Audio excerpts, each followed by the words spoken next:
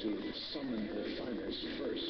Those who truly understand her. When freedom shivers in the cold shadow of true peril, it's always the patriots who first hear the call.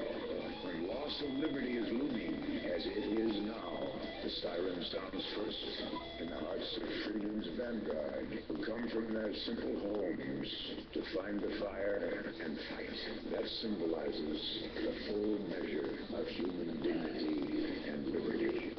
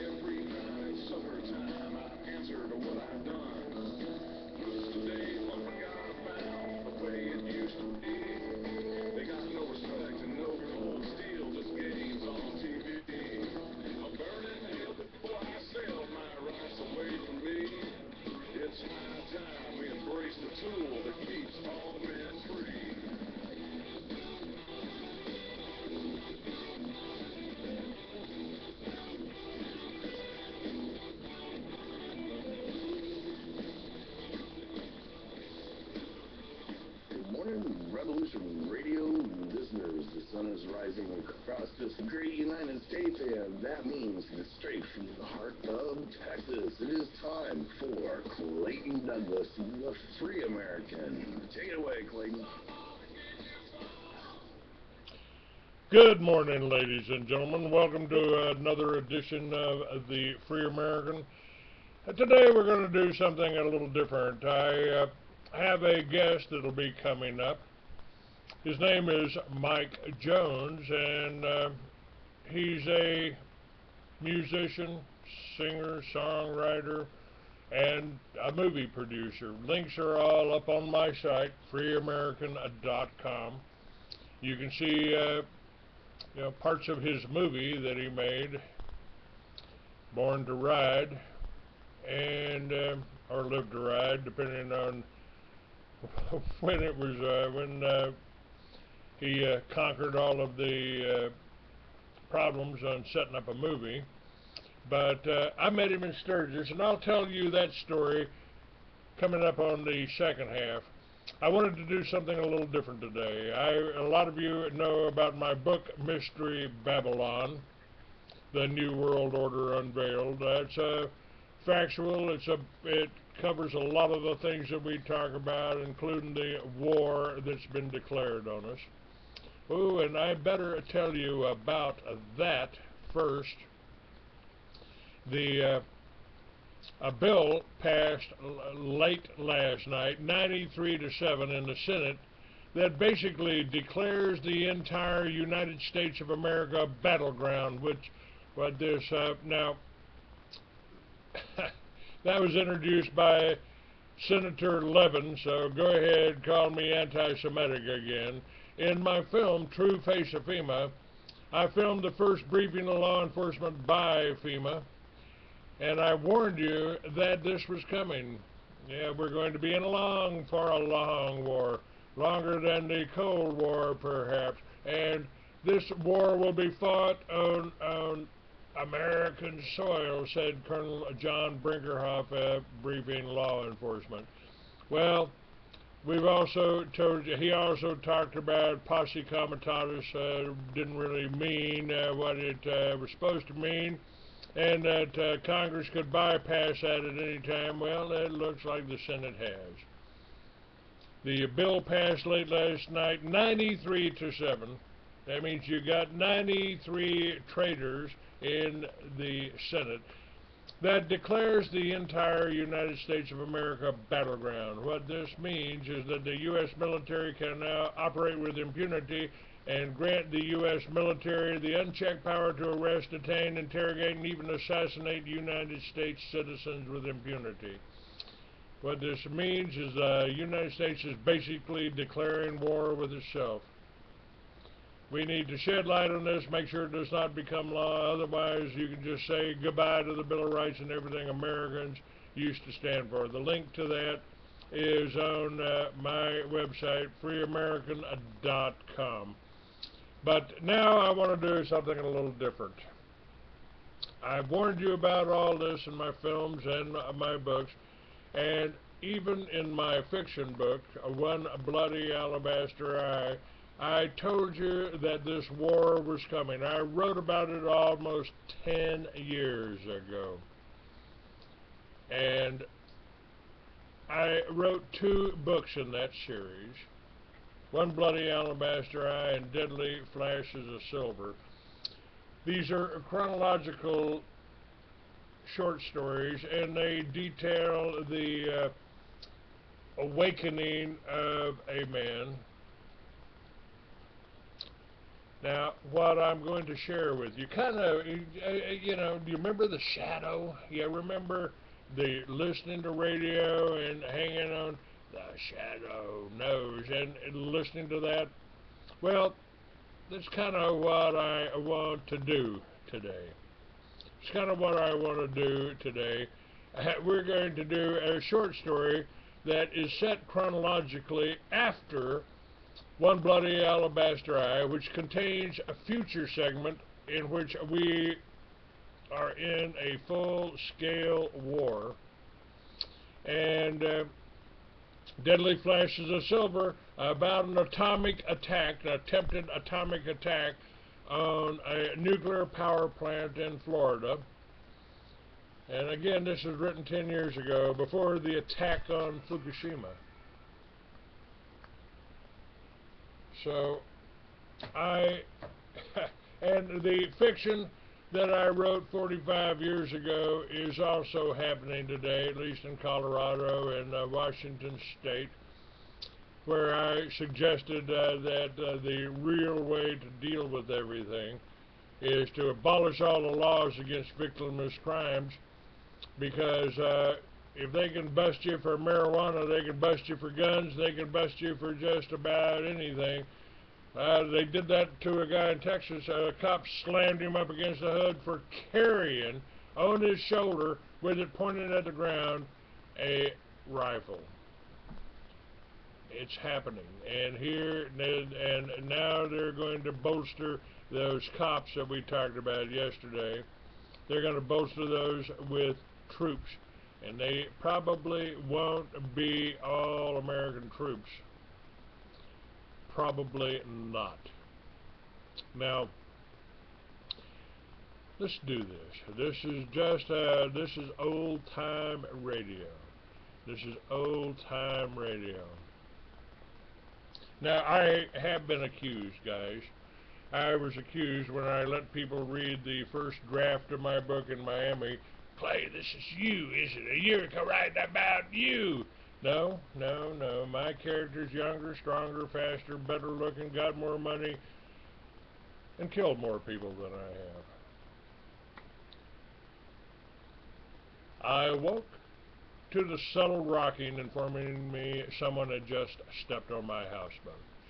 Being a little spooky these days, my 9mm was in my hand before my eyes were open. It seemed like only yesterday I arrived in Miami in my homey little travel trailer.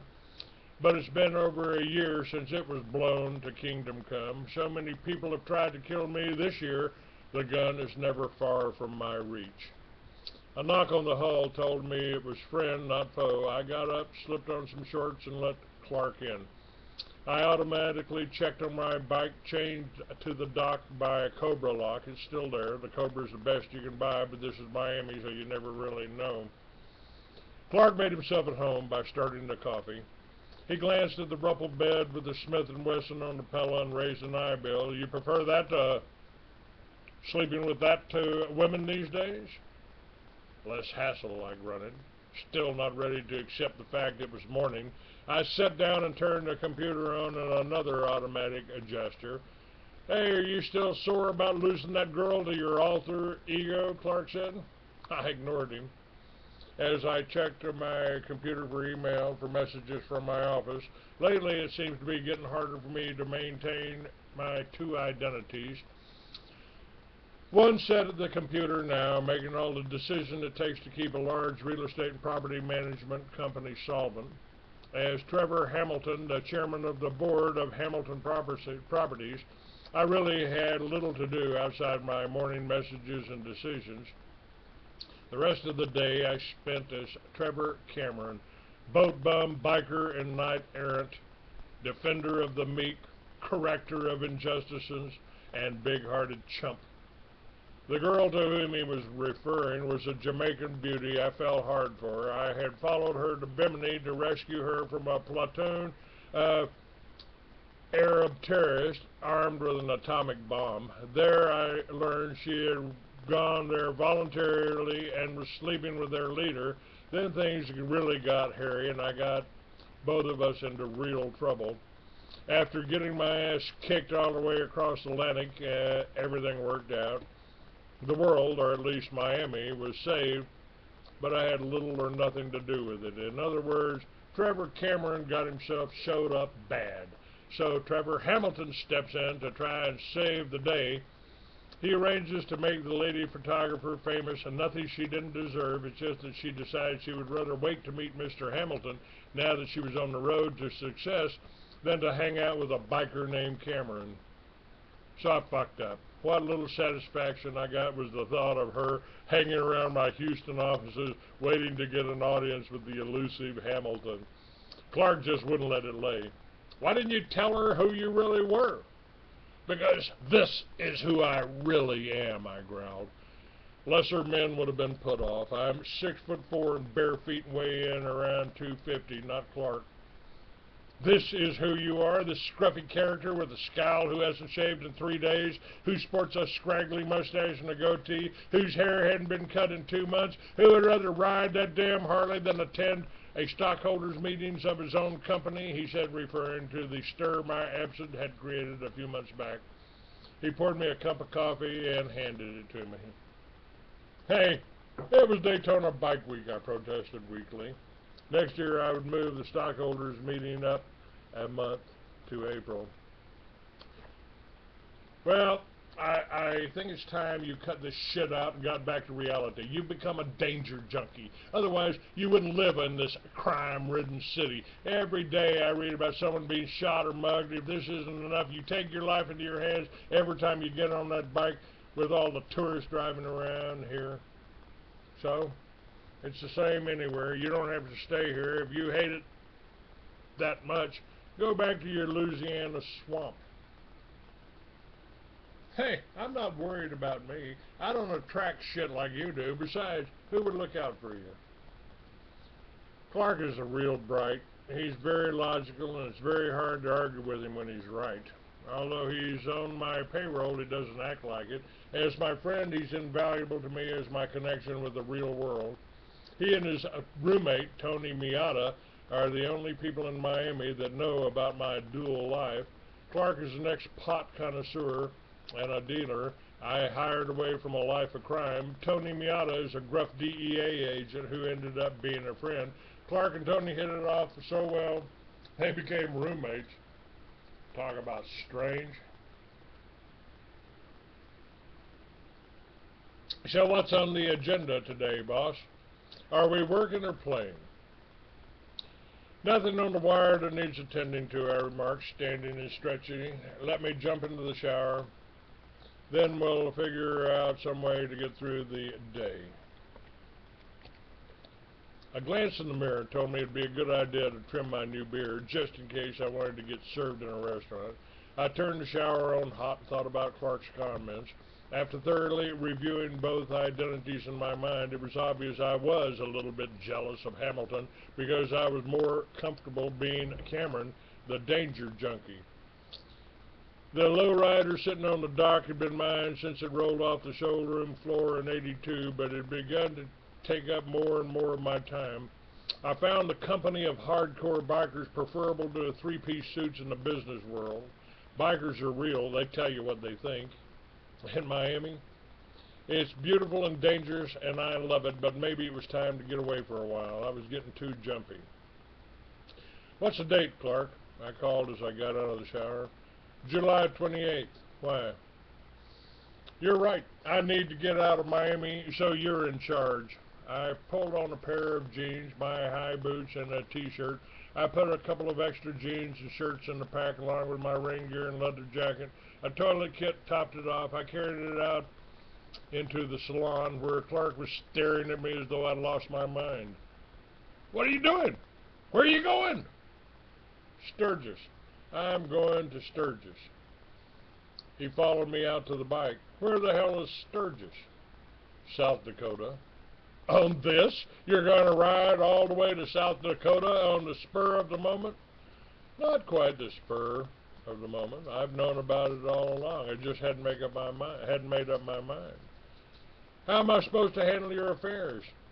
They only talk to me by computer. You like being Hamilton so much? Keep on being him for a couple of weeks.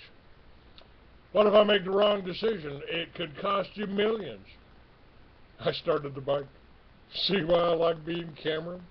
I smiled at him and cranked the bike a couple of times to irritate the late sleeping blowboaters down the dock, put it into gear, and rode down the dock with a wave of farewell. I love my boat. I love my truck. But there's something about riding a motorcycle at 80 miles an hour down a lonely highway that excites me and a lot of other men and women like nothing else. Some say it's better than sex, 'cause you can do it all day long and into the night. The further north and west I went, the more my old identity slid from my shoulders. I welcomed the dirty looks from the old men and women I passed on the freeway and waved at the little kids who stared hungrily at me and my bike. On the road, it's just the wind and the road and the roar of the bike. It's music of a sort, highly addictive, appealing only to a certain small part of our population. While there's a lot of part-time riders, not many love it well enough to ride day after day, mile upon mile, facing the fickle elements and directly without the steel and glass cage to protect you is not for everyone. The rain and sun take their toll, but imbue a sense of pride and freedom not available to the thousands of tourists I passed on the way. I bought a sleeping bag outside of Atlanta and used it for a couple of nights before the smell of my sweat forced me into a motel outside St. Louis. The motel was clean, but the manager was a fag. His boyfriend was partially visible through the door to their living quarters. Just to be obstinate, I signed in with a fake name and paid cash. You see, Cameron is my real name now, having changed it upon learning who my father really was. Using the name Mac Jones turned out to be the brightest move I'd made all year. I chained the bike to the awning despite the objections of the manager, brushed by him and into my room, barely getting my helmet off. I was asleep before I hit the bed. I awoke still clothed. I got up, took a leak, peering out the window to see my bike was still there. Something had aroused me from a sound sleep. Then I heard it. A steady, quiet sobbing from the room next door. A man's voice, authoritative, demanding, insistent. Then pleading, then the sound of flesh striking flesh, a sharp, high-pitched scream, then more sobbing. A domestic squabble. The husband wants sex, his old lady wants sleep, nothing to get involved in.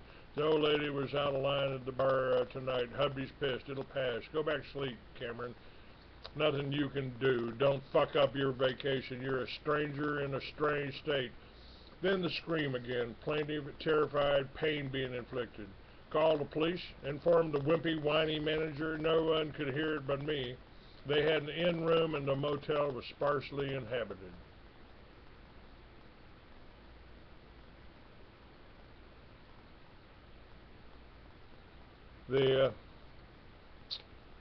So I opened my door and knocked on theirs. Go the fuck away and mind your own business, asshole. The voice was deep and masculine. Help me, please, came the terrified voice of a young girl. I'd already wasted enough time with self-doubt. My size 12 boot impacted the door with all my weight behind it, and 20 years of practice in dojos across the country. It splintered and flew open to reveal a naked man leaning over a young girl, frantically pulling on the shreds of her dress. His hard-on was pressed against her tightly clenched thighs. In the dim light of the nightstand, I could see his handprint glowing red across her pale cheeks. She couldn't have been more than 16. He was over 50. The rage consumed me. Years of training took over. My body went into motion. In 2 strides, I was beside the bed. He was suddenly conscious of his nakedness and his vulnerability. He froze. I took him off of her by the hair he had left and put my left hand around his throat. I slammed him against the wall with enough force to knock the wind out of him. I held him with my left and slapped him repeatedly with my right until all resistance left his body. He dropped to the floor, and I turned to the girl. "Are you all right?" She nodded without conviction. "What happened here?" I said, irritated at sounding like a cop. "He wanted sex. I didn't," she said simply, looking at him with a strange look in her eyes as though she was just seeing him for the first time. "You better get out of here, whoever you are," said the man on the floor, "before I have you arrested for breaking and entering." "I think the police would be much more interested in you, asshole. I doubt that rape is condoned in Missouri." "I am the police, you idiot," he screamed. "There's no rape here. I was just disciplining her. This is a private matter and no business of yours, you fucking biker scum. I'm a St. Louis cop and you're in deep shit." I was unimpressed. Men with badges are just men with badges. You always get a hard on beating up young girls. She was on her feet now and looking through a small suitcase for some clothes that weren't ripped. When I turned to look at her, he got his nerve up and dove across the bed. I hadn't noticed the gun on the end table until he had it in his hand. I dove over the bed and reached him before he could take aim. My hand grasped the gun, and I used the barrel as a lever to turn it away from me. The shot sounded like a cannon going off in the small room. A surprised look crossed his face.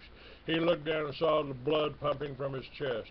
A sigh spilled from his lips as he sunk to the floor. I stared at him, stunned by the rapid set of events. I looked at her. She stared at his body for a couple of seconds and then looked at me. "We better get out of here."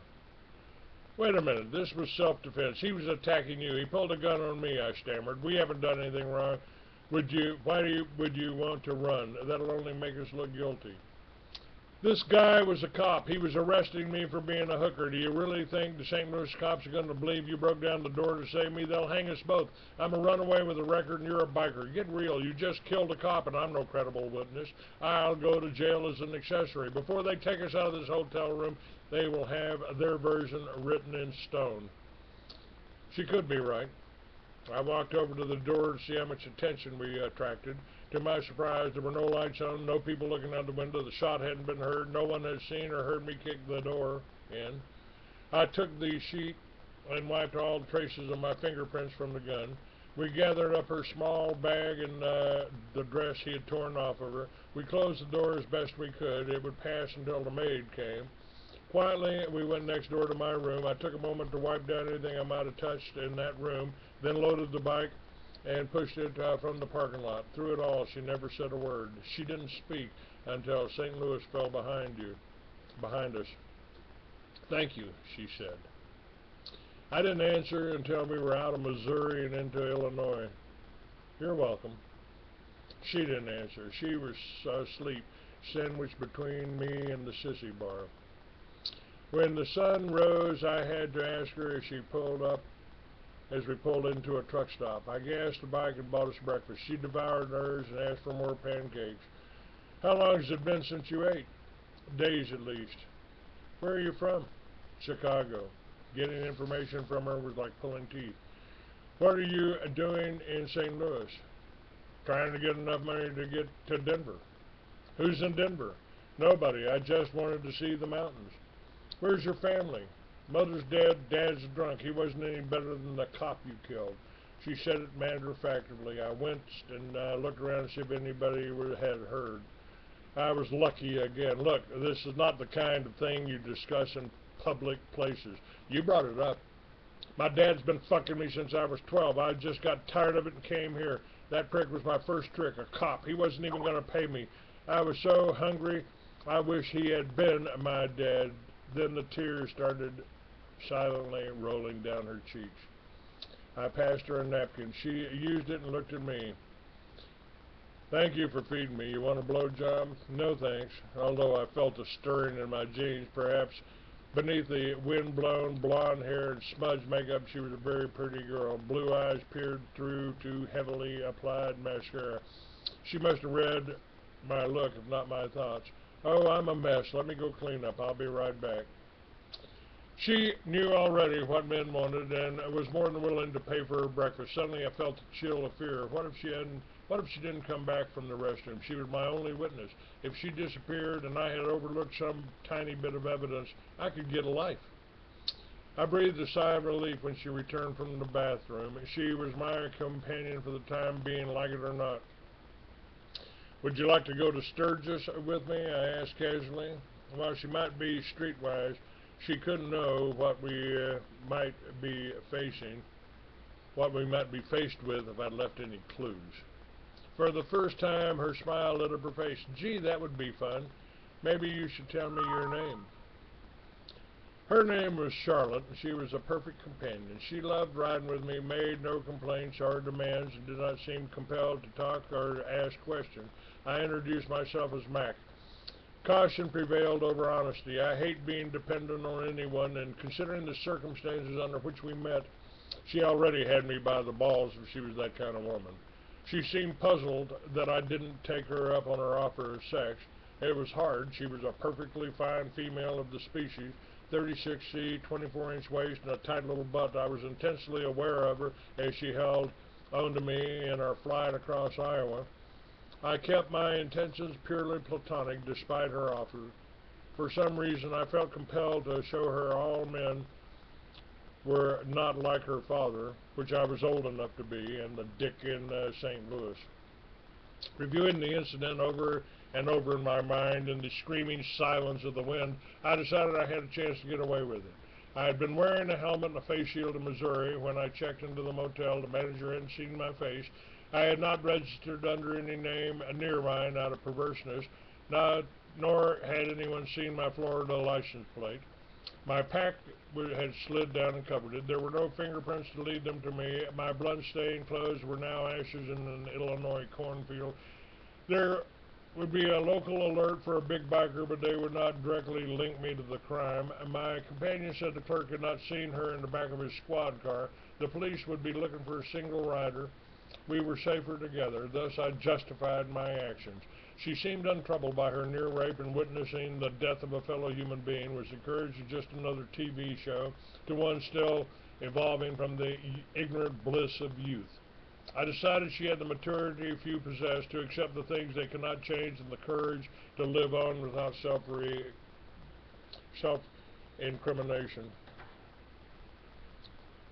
I like this woman child. I had tried to involve no one in my adventures. When it came down to a matter of life and death, I trusted no one with mine, not even Clark. Tony Miata came the closest. He's DEA and a real threat to the Colombian drug lords, but not to me. He smokes a little bit of pot from time to time. Agents are rarely tested, something he and Clark have in common. While he would bust me if I was dealing, which I don't, he is an ally when things get dirty. He has tried to persuade me many times to pin on a badge, but the biker bent to my brain won't let me do it. We cooperate only when it's to our mutual interest. Like when D'Angelo, the dealer, blew up my trailer and my girlfriend's still in it. Tony gave me the information, and D'Angelo was heard of next when Cuban gunboats blew his boat to smithereens. D'Angelo was dead long before his boat reached Cuba. The government saved millions of taxpayers' dollars. Tony got a promotion, and I lived through it.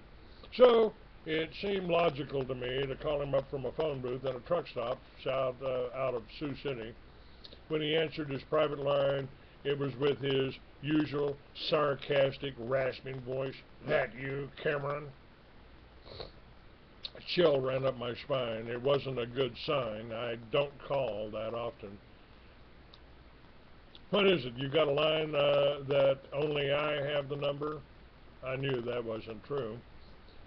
Nah, I got it off the news wires. I got orders in the computer that bring me my morning reading. It shows me all the stories in the newspapers across the country that have keywords or phrases like Colombian pot, cocaine, drugs, and gangland murders. Recently, I included biker in the criteria. Clark told me you went to Sturgis.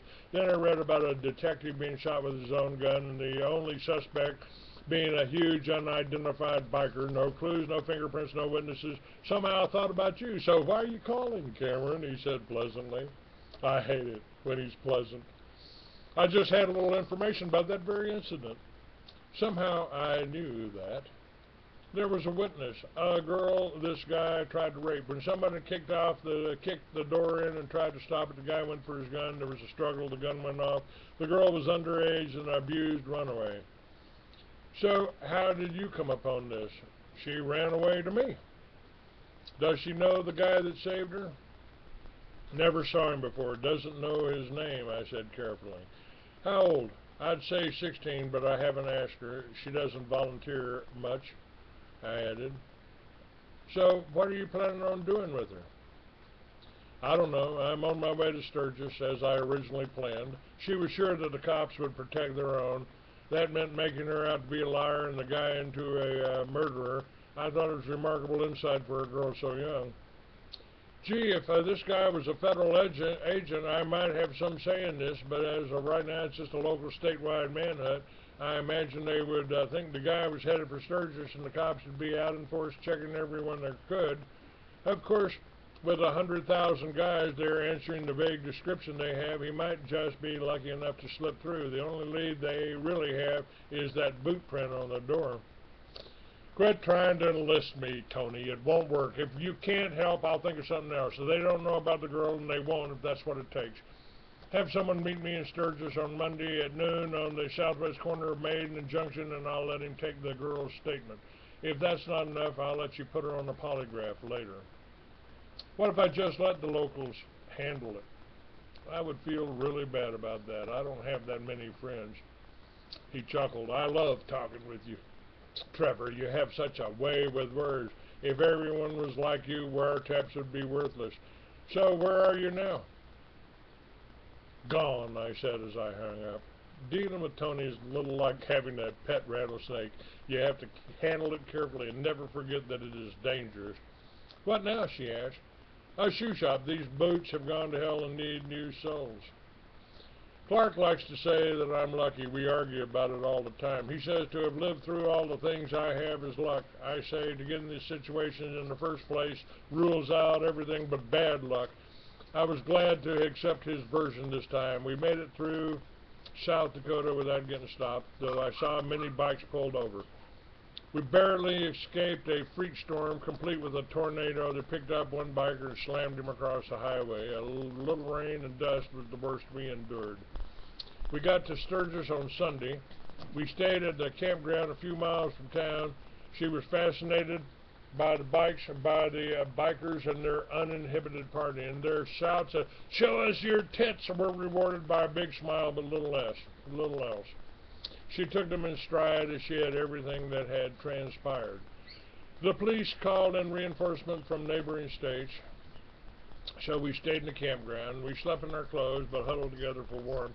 It was getting harder and harder to remain aloof from this mature young lady. Her common sense, bubbly personality, and unassuming nature made her one of the best female companions I had been with since Donna with the alabaster eyes had been killed. We made it into town on Monday. At noon, I stood in front of the tattoo shop with 1,000 bikers dressed like me. Many were the same height. The hunt for me had intensified the closer I got to Sturgis. Talk on the street was about how the cops were pulling over any and everybody for no reason. I kept my mouth shut and talked to no one to avoid calling any more attention than we already were. Charlotte attracted many stares and appreciative whistles. I could feel the envy of 100 men. She seemed to have blossomed when we reached the Black Hills. A more beautiful woman would have been hard to find. I stood close and adopted a protective stance that kept many from hitting on her. At 2 minutes after 12, a hand touched my shoulder and said softly, "Cameron?" I turned to see a long-haired, bearded biker who I did not recognize. "Do I know you?" I said coldly, wondering whether she had heard or not. Tony told me to look you up when I got to Sturgis. My name's Lou. He held out his hand. I took it. Listen, can I buy you and your girlfriend a cup of coffee? Sure. He led the way to Bob's Cafe, a half block down Main. He was wearing a patch of one of the most well-known biker gangs. He led me through a darkened hallway to a back room. The room appeared to have been unused for years from the dust on the floor. There was no waitress. The coffee was waiting on the table. His old buddy Maynard disappeared as we sat down.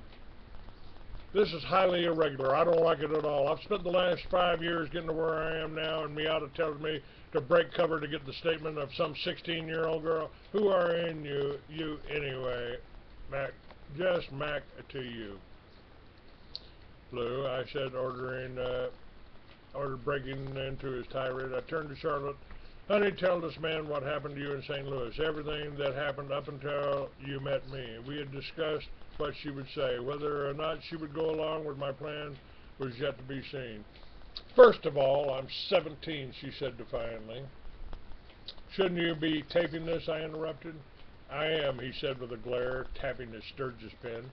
She told it all like a pro, right up to and including the point about the unknown biker that had rescued her. How scared she'd been when he left her there, and how relieved she was to run into me. He listened patiently and didn't say a word until she finished. I'll pass this information along. I would recommend you leave Sturgis a little early. If the locals decide you are a likely suspect, you might be tied up in South Dakota a little longer than you planned. This ought to take a little heat off of you, but stay in touch with Miata. No problem. I tried to step carefully on the dust you spread back there on the floor, so you should have a good imprint for Miata. Thanks, Lou. Maybe we'll meet again sometimes. I've got some friends there in Oakland. I hope you don't cross them. His face turned pale as all the blood rushed from it. It was a dangerous game he played, so call me cruel. The battle lines are drawn. His friends know the risk when they cross the line, and so did Lou. I have friends on both sides, so I don't take sides and help one or the other, but he didn't know that. I didn't leave right away. A call to me out of the next day informed me that the manager had seen a handcuffed girl trying to get out of the back of a patrol car that night after I rolled in. He didn't see her closely enough to identify her, but it wasn't the first time he'd seen it happen with the same cop. It seemed my boot print didn't match the one on the door, so the heat was off. An internal investigation had been launched into the affairs of the deceased. So we took a few days to go sightseeing. Mount Rushmore, Deadwood, the Black Hills, and Devil's Tower. I drove the speed limit and didn't drink to give them no reason to question me. By this time, the question of what to do with her was immaterial. She would ride south with me, and I would help her get settled in Houston or Miami. I had decided to tell her my real name the next day. Well, one of them anyway. She talked about how she could get her GED and maybe college while she worked at a firm owned by a friend. As we left, we took a detour to the Badlands National Park. I'd begun to think of her as a woman. The sight of the wind-sculpted rocks brought out the excited little girl in her. The close proximity of her full body pressed so tightly against mine had made my thoughts and intentions vacillate wildly. I had to keep reminding myself she was still a child. We were still in the park when the sun set. We stopped along the side of the road and watched as the sun created exotic shadows among the intricate shapes created by the union of Mother Nature and Father Time. With the sunset came a chill wind, and we called it a night. I found an out-of-the-way spot, and we nestled to a shallow cave-like depression in the yellow rock. I built a small fire to keep the chill away, and we spread the one sleeping bag on the sand. I pulled out the lightweight space-age blanket I kept in my pack. I laid down beside her and drew the covers over our clothed body, but I couldn't sleep. Neither could Charlotte.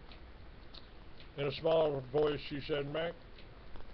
Yeah, I answered her. You know what today is, Mac?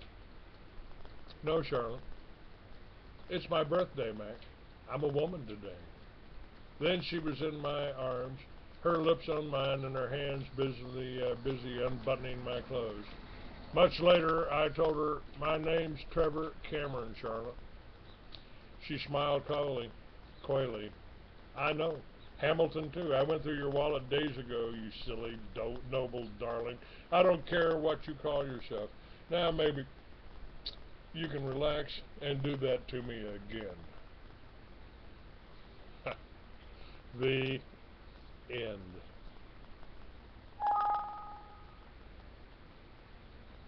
Alright, how are we doing in Revolution? What I was reading is a short story called Black Hills Beauty. And now I'm going to share another short story about my next guest, Mike Jones, biker, singer, songwriter, playwright, and now movie maker. Emerges from the distant past with Live to Ride, the movie, and the album. This was written on Wednesday, July 17, 2009 by Clay Douglas. It was an old CD, getting a little scratch from years of use. Somehow it had survived 2 wives, 10 moves, and now I was in the town of Tucson, putting together another incarnation of Thunder Riders on the internet. I found yesterday, 1903, and with Milwaukee Vibrator and 4 other motorcycle songs, sung deep in the heart of Texas. Okay, hang on just a second.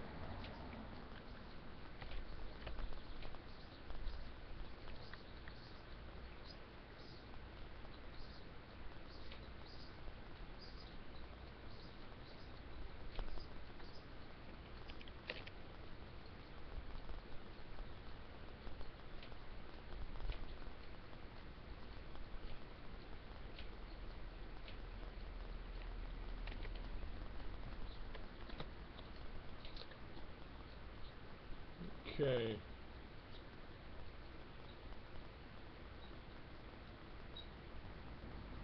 I found yesterday, 1903, with Milwaukee Vibrator, 4 other motorcycle songs, sung deep in the heart of one of the, sung deep from the heart of one of the finest writers and singers I'd ever met over the last 20 years.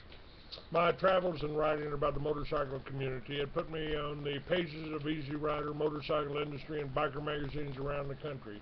I had rode and partied in Daytona, Laconia, LA, San Francisco, and Seattle, but it was in Sturgis at Hog Heaven Campground that I had the pleasure and opportunity to meet a young singer, songwriter, and musician named Mike Jones. Mike was an Arizona man. I was living in Florida. My sons grew up knowing all the words to his songs. When I got a divorce, part of the settlement was that I had to burn her a copy of Yesterday, 1903. The CD only had 5 songs and was not marketed well enough to be able to find it in record stores or motorcycle shops. But anytime I did a motorcycle-oriented show, I broke it out and played it for my audience. The last time, I made an effort to locate Mike Jones on the internet, but only found a black rapper by that name. I was discouraged and wondering if he was alive or, like too many of my friends, dead and gone. That was when the phone rang and an oddly familiar voice asked if this was Clay Douglas. It was Mike Jones. He'd been able to track me down over the internet. He called me after 15 years because of a story I had written about him after we left Sturgis. I was blown away. I have your album sitting on my desk right now, Mike, and you chose today to call me. We were only about an hour apart. After 15 years and thousands of miles, we have both had our ups and downs. Each of us has tasted success to fall into despair and calamity. But Mike, like the phoenix I wrote about many years ago and used as the introduction to one of my radio shows, Mike had risen from the ashes to come back to life stronger and better than ever before. Over the years, he'd expanded his writing on his writing ability to pen scripts and screenplays for major movies. Of course, his love for writing and all things Harley Davidson led him to be invited to play the song he wrote for Willie G. Davidson at Willie's induction into the Harley Hall of Fame. The screenplay he wrote for a motorcycle film starring William Forsythe is a winner. 80% of the film was in the can when the money ran out and the film stalled. The details are boring and not relevant here. Mike was part of the almost completed project and refused to let it go down. He kept on, buoyed by the faith in his own creativity. He kept writing more songs and expanding the 5 songs into a full album that is now ready to market. He came out of the project smelling like a rose, maintaining his hold on the film and the negatives and the distribution in place. This is a sweet deal for investors who want to get into the movie business quickly with the product almost complete and all of the actors standing by and committed to finishing a great movie about riding with a touch of nostalgia for the Vietnam vets too. The title song for Mike's first album, Yesterday, 1903, talks about the kind of country we once had. The new songs he wrote for his latest compilation center on freedom and liberty that have always typified the biker lifestyle he captures so poignantly, and he has expanded onto the theme of women riders.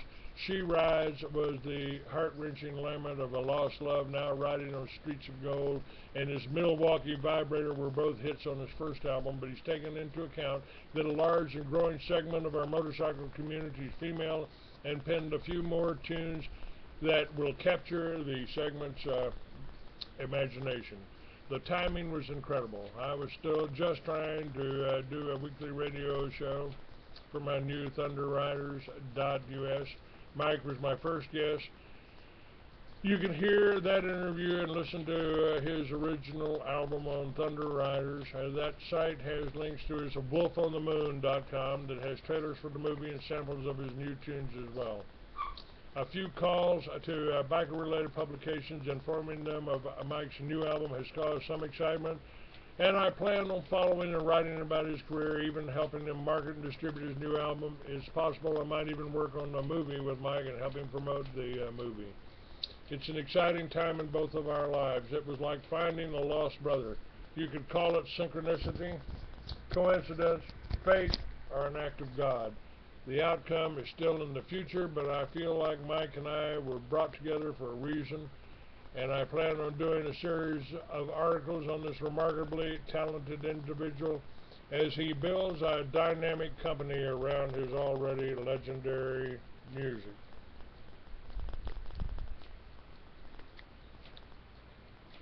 And all of that is linked on my site.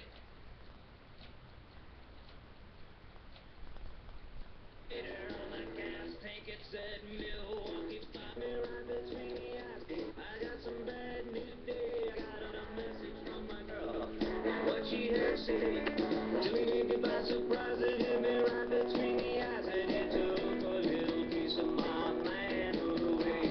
She said, boy, well, I've grown real bored, 'cause you just don't do it for me no more. Sorry, boy, I guess I'll see you later. I went out and bought myself a Milwaukee Vibrator. It shakes me, vibrates me, stimulates me.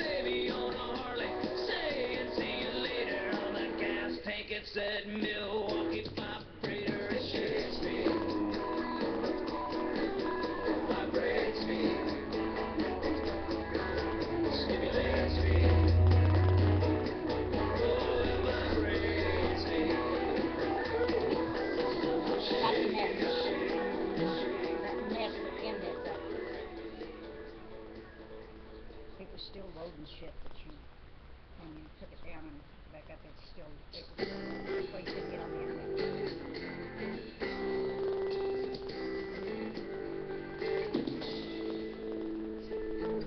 There was a time things were not so complicated. You could get by without being super educated. A man's word meant something. Deals closed on a handshake, and doing a favor didn't mean you were on the take. The horse, his harness, that's what moved the streets. And old-fashioned homemade ice cream was used to beat the summer's heat. The blacksmith had a noble trade, and lovers picnicked in the shade. People loved the old pit bull, our fields were strong, bellies full. Wanna go back to when William and Hardy and Walter Davidson built the first parties, and the old USA was still American made. Someone take me back there, please. Yesterday in 1903.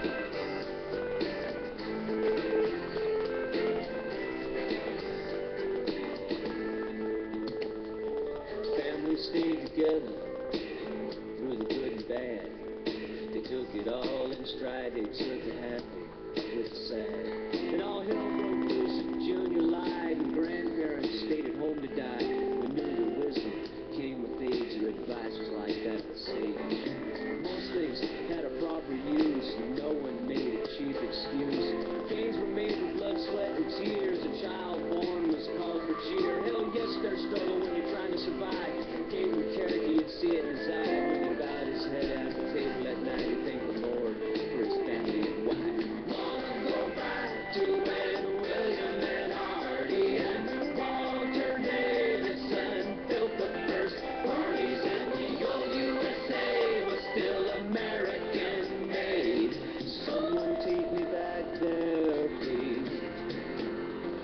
Yesterday in 1903.